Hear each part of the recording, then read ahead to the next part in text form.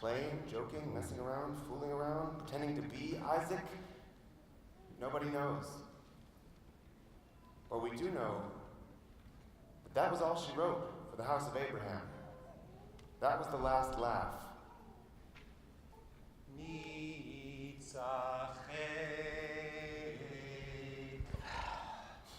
For this moment in a baby's life, in everybody's life, let's have a blessing for transitions.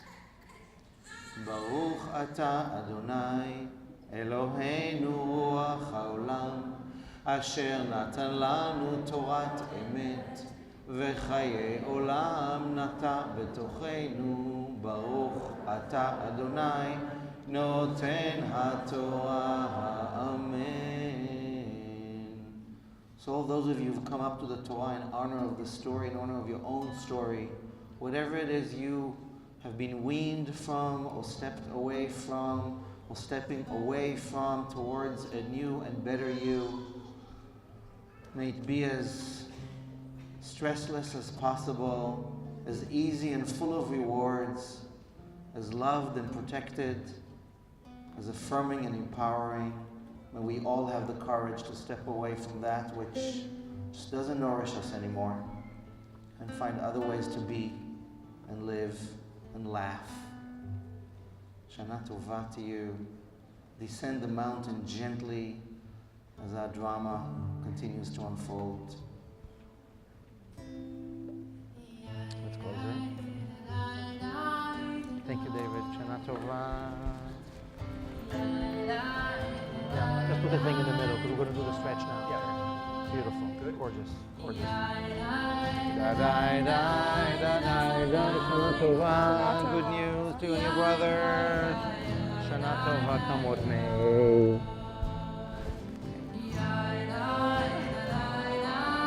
you ever want to sit and talk, I'll be honored and happy to.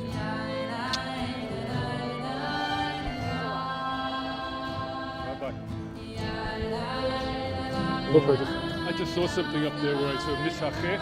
It's Yitzchak's name with a mem instead of a yud. Right, of course. So what's going on? That's inside. Stay tuned. Yeah. I wanted to make sure you saw Elise. I know, we already had a hug. Good. Abe wants to know when he's going on. He's having I'm not anticipatory anxiety. I'm not sure. Okay. We're running late. But that's why. he's going to go Yes. on. Yes. Love the hat. Love the hat. Yeah. So you can sit. We're going to do a bit of a stretch now. Oh, okay. Sit right there.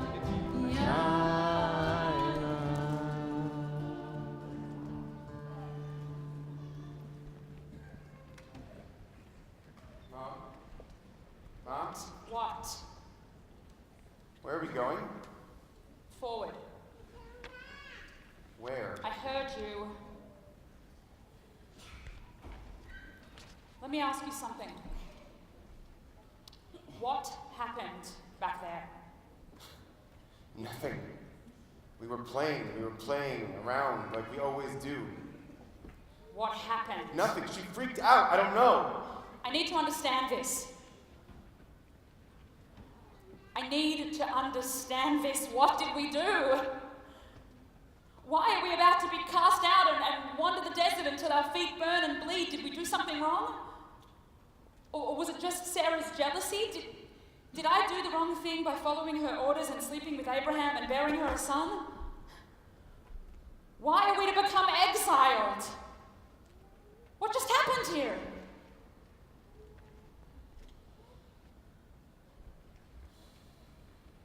So at this moment in our story, just before Act 3,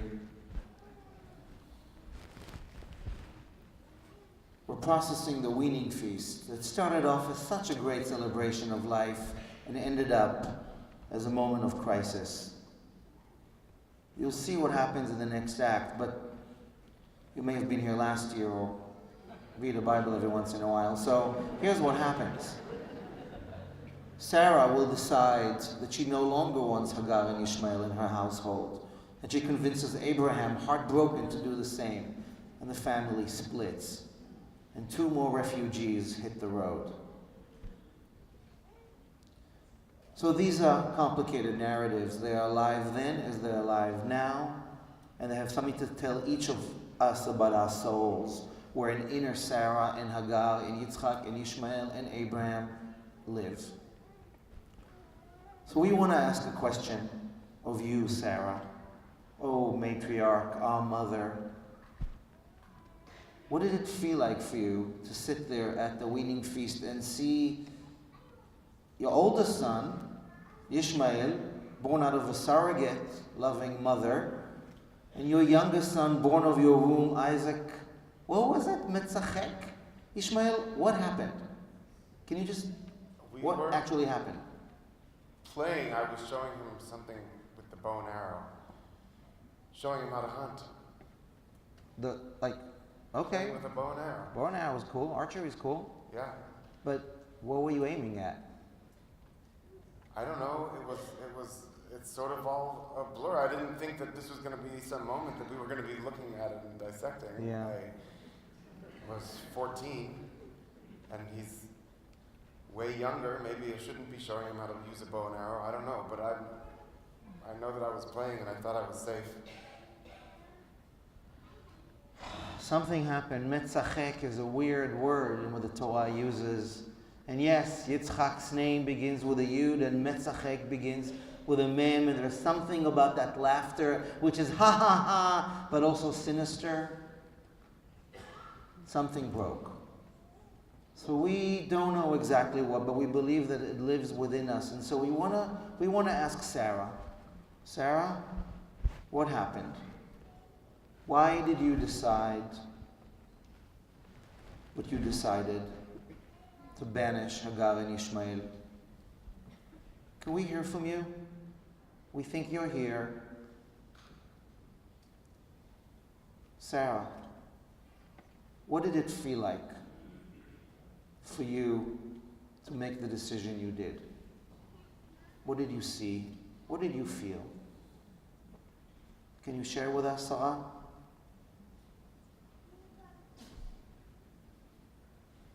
Raise your hand if you're feeling what Sarah felt. Yeah.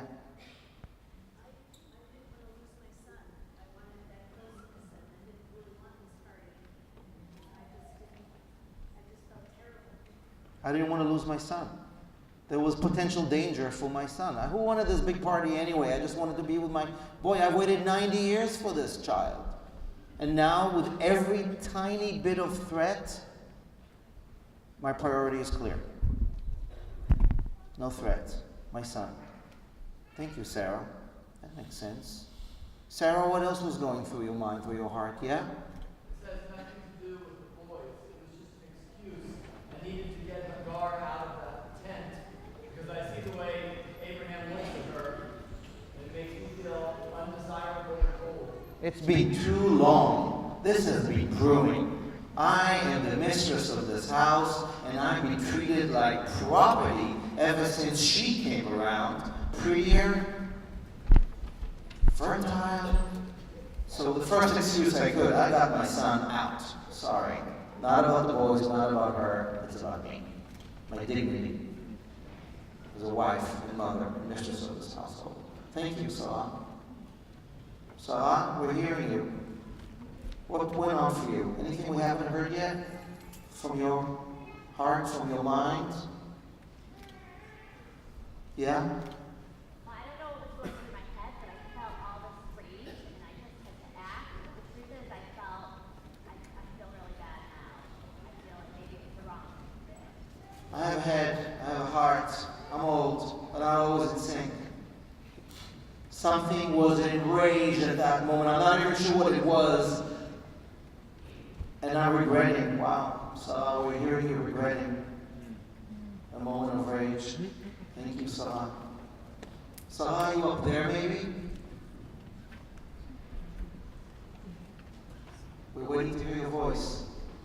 The words in the Torah are just the black fire and the white fire. The white fire speaks now, but we have not yet heard. Sarah, yeah?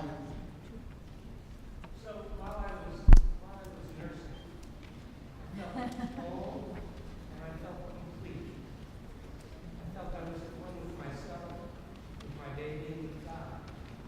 And then all of a sudden, my baby was wrenched away from me. And I feel broken, and I feel angry, and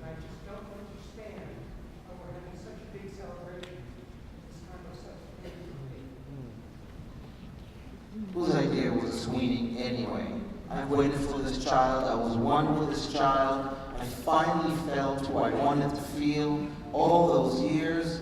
And now suddenly everything I know is wrenched away from me for some big party, and he's going to leave, and there's going to be lives, threats, there'll be bows and arrows, and the world of men, and I just want him in my tent, in my lap. So that's what happened. Is that what happened for you, Sarah? Thank you. Yeah? I saw my son being abused, and I had to step in to protect him. I saw my son abused, and I did what any parent would, stop at nothing to protect my child. That too may have happened. Thank you, Sarah. So look, there's many narratives. There are always so many reasons why anything happens. Why split happens, why pain happens, why this happened. We don't know, but we hear the many voices of Sarah who made a decision that impacted our lives, descendant of Abraham. Is it okay to criticize her? May we? This is a good question. I don't know. We worked on this script. We've been working on this story every year for Rosh Hashana. It also comes up again in November. We'll be here again with the same script or somewhere. And we're wondering, can we criticize Sarah, our mother, for making this decision that basically single-handedly unleashed the Arab-Jewish conflict between the children of Hagar and the children of Sarah, the children of Yitzhak, the children of Ishmael till today? Could it have been different? Are we allowed to criticize Sarah? Yes? No? This was not the year 2015. There were no suffragettes. There was no equal opportunity. Women didn't play the leading role in any area of civilization or society. How this could possibly happen in Abraham's household, where she was not an equal to him, and that he would follow this. So there is something more, as you say, there's something more that must have happened that was so heinous that it became a unanimous decision, because he didn't witness it. And his word was law. This was, again, this is how it was at that period of time. So let me try and echo that. There are some opinions that back in those days, women were completely pre-suffragette, back of the bus, property, no opinion. And how could it possibly be that in those days, a woman, a mother, a matriarch's voice will decide such a big thing? Unless something more happened here, the Torah just alludes to with this mitzachek thing. Something really big happened. So there was a unanimous decision out. I'm not sure that the Bible depicts a full-on patriarchy. I think the mamas had more in control than the patriarchal text wants us to believe, but let's leave that aside for now. There's no question that there's mystery here that beckons us to look deeper. And can we criticize our mother? Can we criticize our Torah? Are we allowed to question the motives of the ones we love? Our homeland, our motherland, our mother, ourselves? Well, we do. Today we're standing here questioning the story, its motives, its implications, but we don't want to get stuck in the past. Here they are walking on the road, these refugees, and some of us have something to do with this. Like Sarah did, like Abraham, like we. So we want to move on. I see one more hand before we move on to the third act. Yes? Question. With all that's been written through all the years, why isn't there more to tell about What's that? Why? I'm sorry. With all that's been written, With all that's been written, with all the years and all of the rabbis adding on, why wasn't there more written about that moment? Oh, there's so much written. There's just a few quotes in your program. There are way more, which I'm happy to share with you. Pages and pages and books, but some mysteries remain unsolved because they're not solved, because they're about here and now, because it's about our soul's journey. The Torah is a mirror, a map of our lives. And sometimes more accurately than others, it mirrors who we are and where we are. When we make tough decisions about what stays and what goes, and priorities that sometimes hurt, we go on the journey of what matters most. Personal and political, spiritual and mythic, these stories live in multi-layers. So Hagar and Ishmael, as you are walking on the road, vanished from what you knew, with Abraham's pain and Sarah's perhaps regret, with Isaac's bewilderment. We want to try and figure out, maybe not a happy ending, this is not Hollywood, but another way to tell the story, so that we move from despair to repair on this holy day. For this third Aliyah, I want to call out those of you who want to imagine another ending to this story. Who want to imagine another way of not either or, but and both. For it is possible in our lives. Not either or, and both. Are you ready for that? Can you take that on this year? Yeah. Move from despair to repair. Nat, this Aliyah is for you. Yamdu for this third and last Aliyah, all those of you who want to tell another version of this ancient story in our own lives. And do the repair work we can do, the tikkun we can to fix our families, our homes, ourselves, with permission to criticize those we love, with respect, with compassion, and hear all the voices that make a single narrative.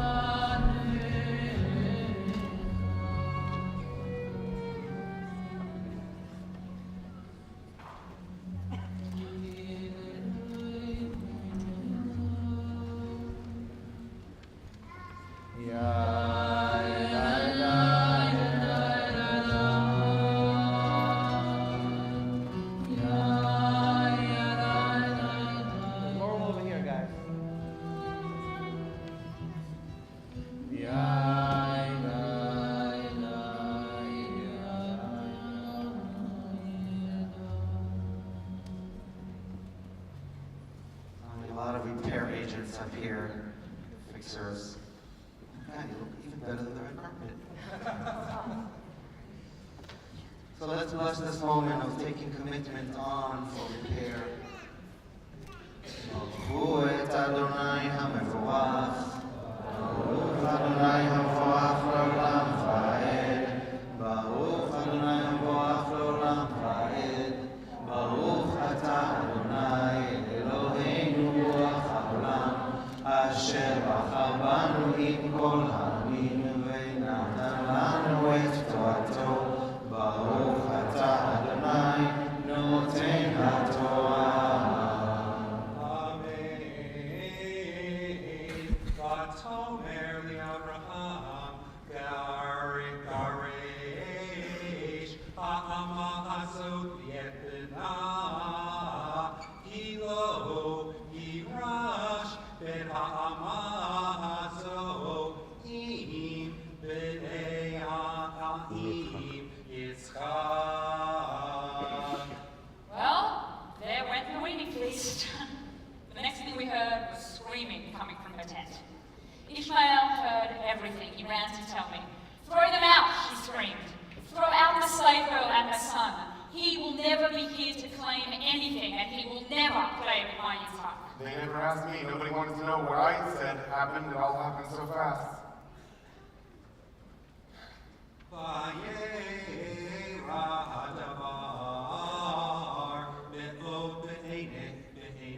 Abraham, al odot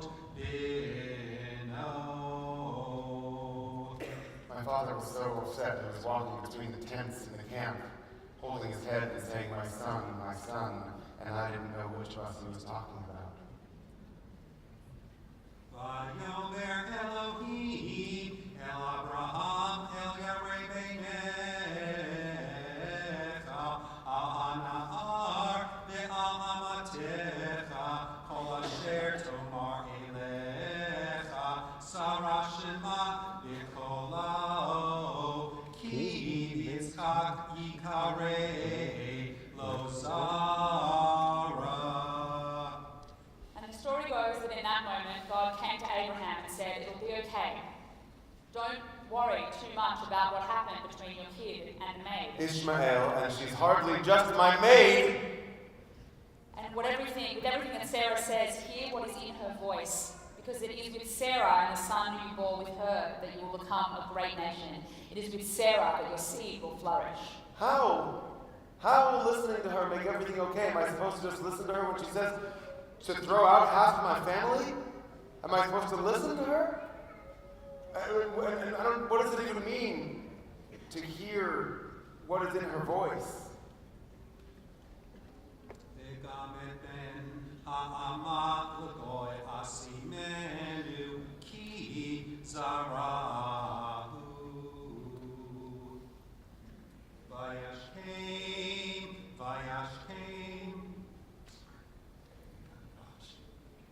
Abraham baboker vayikach lachem v'cheimat mayim vayitein al Hagar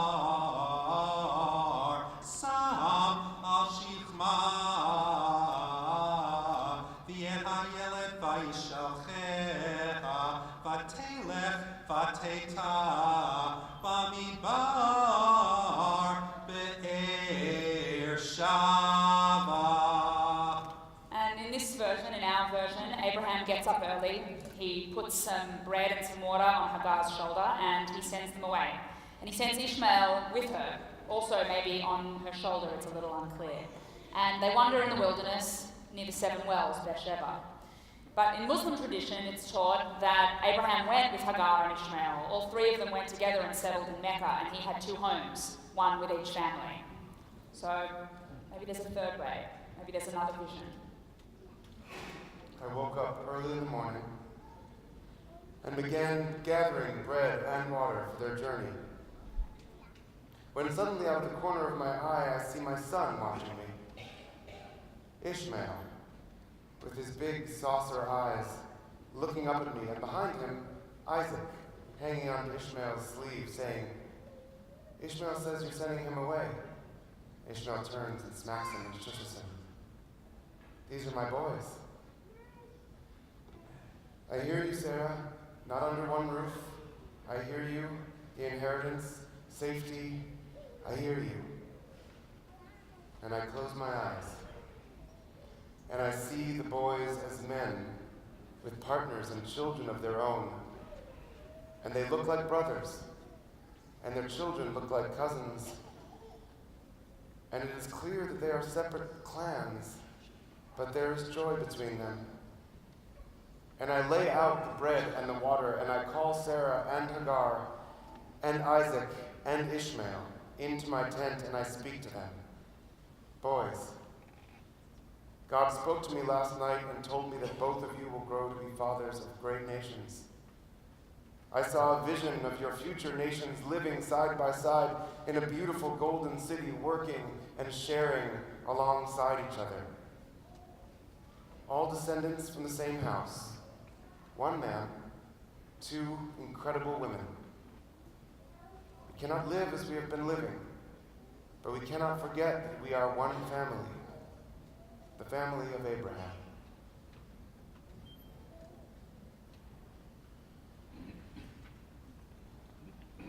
There might be a 3rd way. Not either or, Hagar or Sarah, Yitzchak or Ishmael, this household or that, the Quran or the Torah. This is what we've inherited, this either or. But for all those of us standing up here, everywhere, for ways in which we can come up with a better solution, with an and both, with a shalom bayit, peace in the home, in our home, in all our homes, where we come up with better solutions. Thank you for standing up here, for commitment, with commitment, for doing the best we can to fix. Salam, shalom. Let's bless this moment of commitment on this first day of a new year. Baruch atah Adonai Eloheinu Ruach haolam asher natan lanu torat emet v'chayei olam nata betochenu. Baruch atah Adonai noten haTorah. Amen. Amen.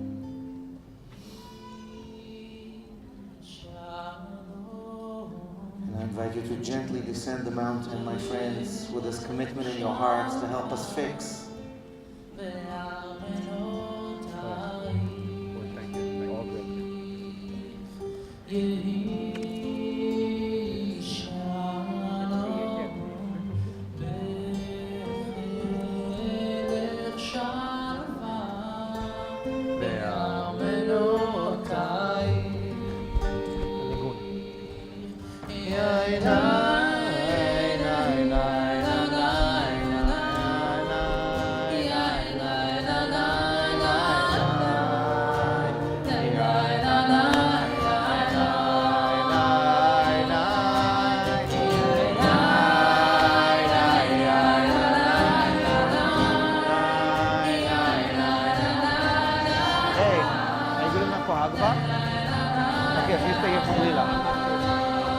You got it.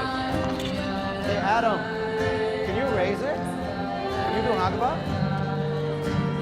You don't have to. You don't have to. Can you? But not yet. Yeah, but not yet. I'll call you.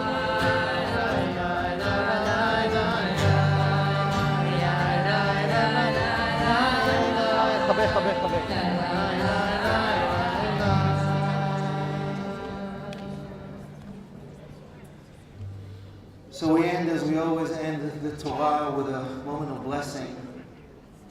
When the Torah is open, our heart is open even wider to take it all in and impact the changes we want on it, on us. מי שברך אבותינו אברהם, יצחק, ישמעאל, יעקב. מי שברך אמותינו שרה והגר ורבקה ורחל ולאה. May the one who blessed all of our ancestors bless all of us on this holy day. May we be blessed with new beginnings and the courage to start new steps. May we have the compassion to wean ourselves for what no longer nurtures us and our people and our nations. May we commit to new phases and new chapters in the stories of our lives. So thank you, Hagar and Sarah and Abraham and Yitzchak and Ishmael, for being here today. Alexis and Adam, our beloved Mavens. And thank you, Sarah, for all your voices today. May there be healing.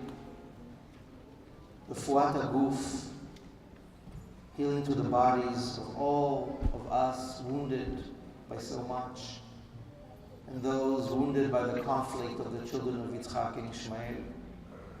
May there be refuat hanefesh, healing of the soul and mind for all of us whose traumas are still lingering, our own and those of our ancestors. Let us pray together the 5 ancient words of healing. El na refanala, healing our soul, healing all souls.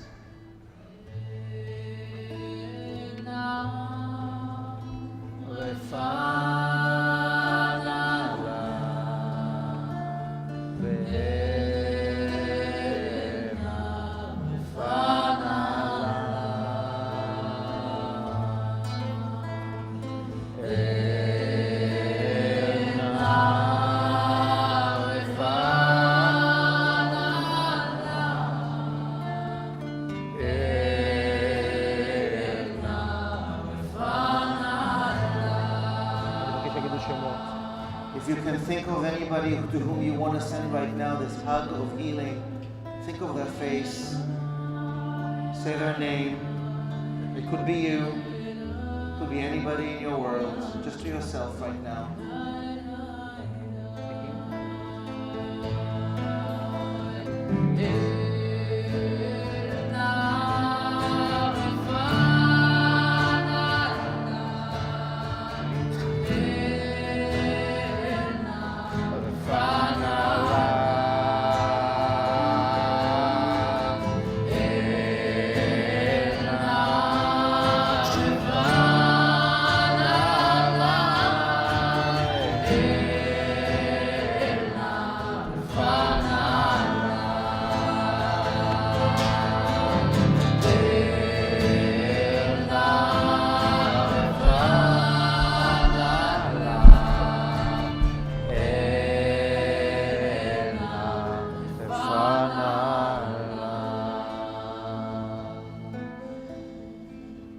May all of our prayers be heard today, and let's together take a deep breath.